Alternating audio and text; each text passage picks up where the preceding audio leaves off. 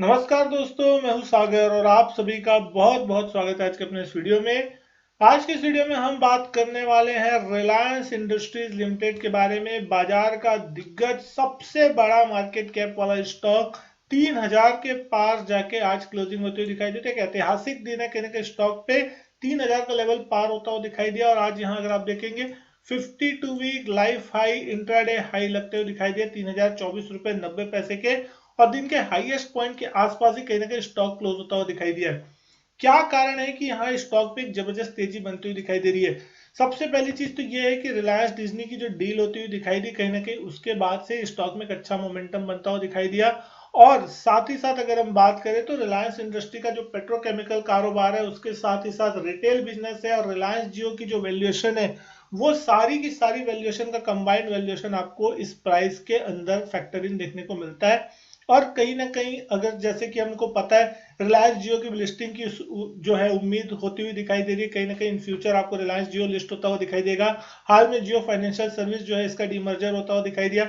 Reliance retail का अगर demerger होता है तो कहीं ना कहीं उसकी एक अलग वैल्यू अनलॉकिंग होती हुई दिखाई देगी, तो कहीं ना कहीं स्टॉक में वैल्यू जबरदस्त है। और भारत की नंबर 1 कंपनी ये है और इसका मार्केट कैप अगर आप देख रहे हैं तो आपको देखने मिलता है 20,39,782 करोड़। तो लगभग 20,40,000 करोड़ का मार्केट कैप है। देश की पहली कंपनी जिसने ये आंकड़ा पार किया है और हो सकता है ये पहली $300 बिलियन वाली कंपनी बन जाए, क्योंकि $250 बिलियन के आसपास का मार्केट कैप कहीं ना कहीं इस कंपनी का अब होता हुआ दिखाई दे रहा है। ईपीएस अगर आप इस कंपनी की देख रहे हैं 103 रुपए के आसपास की, और 30 के पी 29 के पी पे स्टॉक जो है वो ट्रेड करता है। 2.5 की प्राइस टू बुक है। फाइनेंशियल्स आप इसका पता है, इसका किस तरीके के इनके नंबर्स आते हैं हर क्वार्टर में। अगर आप देखें कहीं ना कोई रिकॉर्ड इस स्टॉक में आपको बनता हुआ दिखाई दे रहा है। लेकिन आज के दिन हम इस स्टॉक में बात करने वाले हैं जो डील होती हुई दिखी रिलायंस की डिज्नी के साथ, और उसके बाद जितने भी बड़े ब्रोकरेजेस हाउस है वो यहाँ, चाहे आप उसमें आप जेफरीज को ले लीजिए, मोतीलाल ले लीजिए, जेम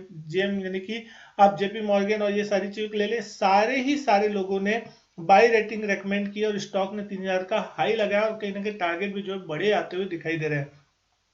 बड़ा बिजनेस टाइकून है और कहीं ना कहीं बड़ी जो डील होती हुई दिखाई दी। हम हाल में हमने देखा रिलायंस ने जो है स्ट्रेटेजिक जेवी जो है वो American multinational mass media company Disney के साथ की है। तो क्या ये डील कहती है, इसको अगर आप पूरा समझने की कोशिश करेंगे तो आप यहाँ पे देखेंगे रिलायंस डिज्नी की जो डील है उसमें अगर हम सबसे पहले समझते हैं 28 फरवरी को अनाउंसमेंट आती हुई दिखाई दी। रिलायंस, वायाकॉम 18 और वर्ल्ड डिज्नी कंपनी, ये तीनों के बीच एक जेवी होता हुआ दिखाई दिया है, जहां पे कहीं ना कहीं अगर आप देखेंगे तो रिलायंस इंडस्ट्री ने एग्री किया है इन्वेस्ट करने का ऑलमोस्ट 11,500 करोड़ रुपए का इन्वेस्टमेंट करेगी इस जेवी में आगे की ग्रोथ स्ट्रेटेजी के लिए। और जो ट्रांजेक्शन वैल्यू है जो इस जेवी के लिए वो आती हुई दिखाई दी लगभग 17,352 करोड़, जिसे अगर आप यूएस डॉलर में कन्वर्ट करें तो $8.5 बिलियन की जो है ऑलमोस्ट डील है। और कहीं ना कहीं इसके कंप्लीशन के बाद अगर हम देखें तो जेवी की जो कंट्रोल्ड है वो रिलायंस के द्वारा कंट्रोल होगी, जिसमें ओन करती होगी दिखाई देगी वो हिस्सा 16.34% हिस्सा रिलायंस का होगा। 46.82% जो हिस्सा है वो वायाकॉम 18 का होगा और 36.84% जो हिस्सा है वो डिज्नी का होता हुआ दिखाई देगा। तो कहीं ना कहीं हमने देखा है कि आईपीएल और ये सारे के जो राइट्स है वो डिज्नी के पास भी थे। डिज्नी में हॉटस्टार के पास, वहां पे हम देखते हैं कि लाइव आप आईपीएल देखते हैं। अब पिछले साल का जो आईपीएल था वो हमने देखा था कहीं ना कहीं होता हुआ दिखाया था रिलायंस के जियो सिनेमा में देखने को मिला था लोगों को। तो कहीं ना कहीं वो एक बड़ी चीज रिलायंस चाहता था कि हमारे पास उसके राइट्स आ जाए, और ये डील अगर होती है तो कहीं ना कहीं वो सारे राइट्स जो है इनके पास आते हुए दिखाई देंगे। तो जियो सिनेमा हो गया, हॉटस्टार हो गया, क्योंकि वर्ल्ड कप की भी जो हुई थी लाइव टेलीकास्ट वो आपको हॉटस्टार में कहीं ना कहीं देखने मिल गई थी। तो इस सारी चीजों को आप यहाँ देख रहे हैं तो एक बड़ा गेम चेंजर हो सकता है, मीडिया हाउस में एक बड़ा नाम बन सकता है और बड़ा कंट्रोल जो है वो आता हुआ दिखाई दे सकता है, और वो एक अच्छी चीज है इस कंपनी के लिए होती हुई दिखाई दे रही है।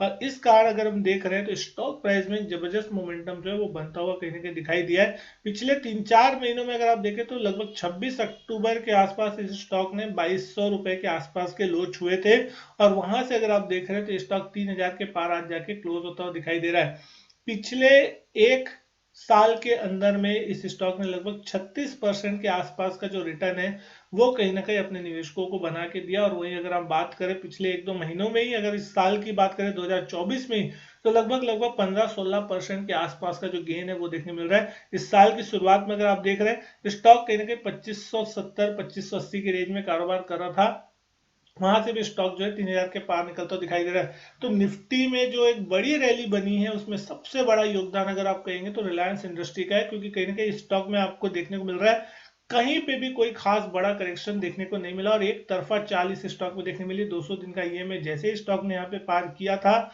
उसके बाद से ही 2400-2500 के ऊपर स्टॉक में आपको एक जबरदस्त मोमेंटम बनता हुआ दिख रहा है। लगातार हायर टॉप हायर बॉटम के फॉर्मेशन बन रहे हैं और स्टॉक का स्ट्रक्चर अभी भी बहुत पॉजिटिव है, क्योंकि कहीं ना कहीं हमने देखा था जियो फाइनेंशियल सर्विसेज का जब डीमर्जर हुआ था उससे पहले इस स्टॉक का जो हाई था लगभग 2860 रुपए के आसपास का था। 260 रुपए के आसपास की कुछ वैल्यू जो निकल के आई थी जेएफएल की, उसके बाद कहीं के स्टॉक में थोड़ा करेक्शन देखने को जरूर मिला था। 2200 के आसपास का बेस बना, उसके बाद उस स्टॉक ने जैसे ही उस वैल्यू को काटा उसके बाद से और भी जबरदस्त मोमेंटम बना और मार्केट कैप अगर आप देख रहे हैं तो 20 लाख करोड़ के पार निकल रहा है। और जियो फाइनेंशियल का भी अगर आप मार्केट कैप देख रहे हैं तो 2 लाख करोड़ के आसपास का कहना कि मार्केट कैप उस कंपनी का भी हो गया है। और दोनों कंपनियों का कंबाइंड मार्केट कैप देखें तो 22-23 लाख करोड़ के आसपास का मार्केट कैप अब इन दो कंपनियों का मिला के देखने को मिलता है। तो मार्केट की सबसे बड़ी ग्रुप मार्केट कैप के लिहाज से अगर आप देख रहे हैं तो होती हुई दिखाई दे रही है। और यहां से भी लंबे टारगेट जो है कहीं ना कहीं 3200 3300 3500 तक के भी मान के चल रहे हैं लोग कि आने वाले दिनों में देख सकते हैं। और कहीं अगर आपको ये न्यूज आती हुई दिखाई देगी कि वैल्यू अनलॉकिंग हो सकती है, डिमर्जर हो सकता है कारोबार का, तो उस कंडीशन में आपको स्टॉक में और भी बम्पर तेजी का माहौल बनता हुआ दिखाई सकता है। कौन सी खबर किस वक्त आएगी ये कहा नहीं जा सकता, लेकिन डेफिनेटली वो आपको मान के चलना चाहिए, क्योंकि हमने देखा था कोरोना के समय इस स्टॉक में जिस तरीके की बड़ी तेज गिरावट आई थी उसके बाद लगातार यहाँ पे हमने देखा था कि जियो में और रिलायंस सेक्टर में एक बड़ी हिस्सेदारी जो थी फॉरेन इन्वेस्टर्स को दी गई थी, बेची गई थी लगभग 10% के आसपास तक की। और उसके बाद स्टॉक में शानदार रिकवरी बनती हुई दिखाई दी थी।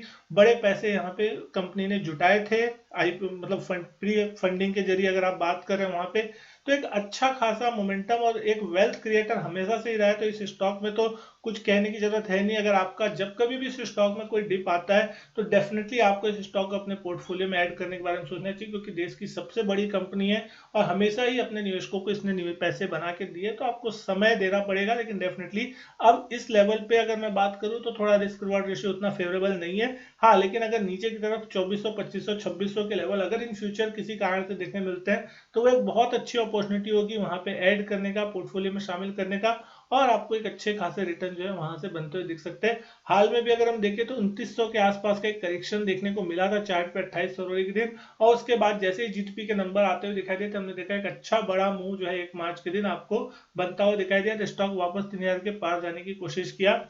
2900 एक बहुत इंपॉर्टेंट सपोर्ट है, अगर वो लेवल टूटता है तो फिर कहीं ना कहीं आप मान सकते हैं कि थोड़ा करेक्शन देगा और यहाँ पे एक शॉर्ट टर्म टॉप जो है वो बनता हुआ दिखाई देगा और उसके बाद आपको थोड़ा करेक्शन या हल्की फुल्की गिरावट देखने को मिल सकती है।